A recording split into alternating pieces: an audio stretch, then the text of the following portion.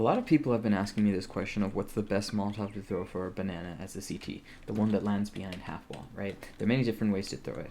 I think if you're just beginning the game, and one of the easiest ways to throw it is you just come here, when you can see the slanted wall, just aim at the top of it, and just throw your Molotov, and it lands behind half wall. It's a consistent lineup, it always hits this broom corner, which is the most important thing in that Molotov, and also, will just deny the rush. There are a few reasons I don't like this Molotov. One, it doesn't really leave you in a strong position. The only advantage of this position is it's then easy to throw the banana smoke or an HE if you want to, but otherwise you're kind of stuck behind yellow, right? It might be useful to avoid flashes the T's might be throwing, so that might be one reason to use this Molotov. As I said, you don't move, so it's very noob friendly. One disadvantage of this Molotov is it may land a bit late depending on your spawn, so the T's might be able to beat it if they're rushing it, or they will take minimal damage.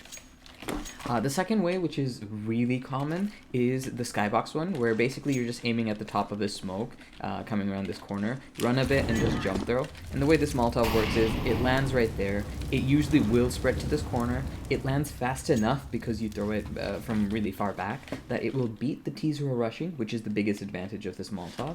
And then the second advantage of this is, you can throw that Molotov, and then you can throw a smoke like this, which means if you're rushing banana, this is a great way to dump all your util as an entry. One of the reasons I don't like this Molotov, and this is a very high level concept, but it applies on all levels really, is this Molotov lands a bit too early.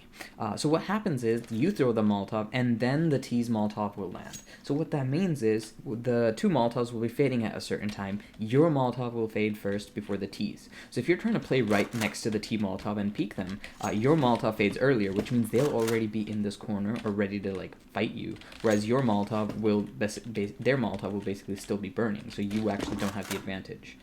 Furthermore, it spreads a bit too close to half wall, so sometimes it can prevent you from jump spotting, and sometimes it gives the T's a bit too much cover to get close. So just be aware of it. You can throw that one, but I don't like it that much. The one I like the most is the one I showed in the previous video, where you just aim and just run forward and bounce it off this wall near the shadow, or you can use the barrel as a lineup. I know pros use this lineup a lot. This is a really good lineup because it lands behind half wall, and it lands in such a way where it's very close to the half wall. So if the T's throw a smoke that lands anywhere close to there, right, like the standard, the carrion smoke as people like to call it, that Molotov can still be burning, so it completely denies the rush opportunity.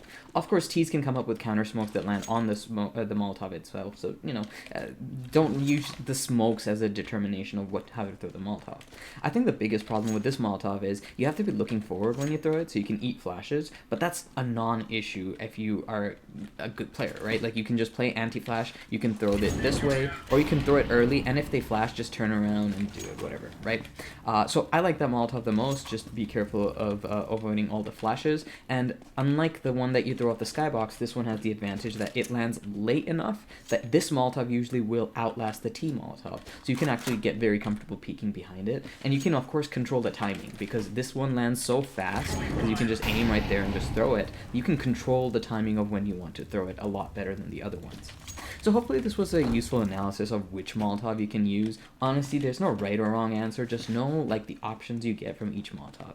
Alright, good luck.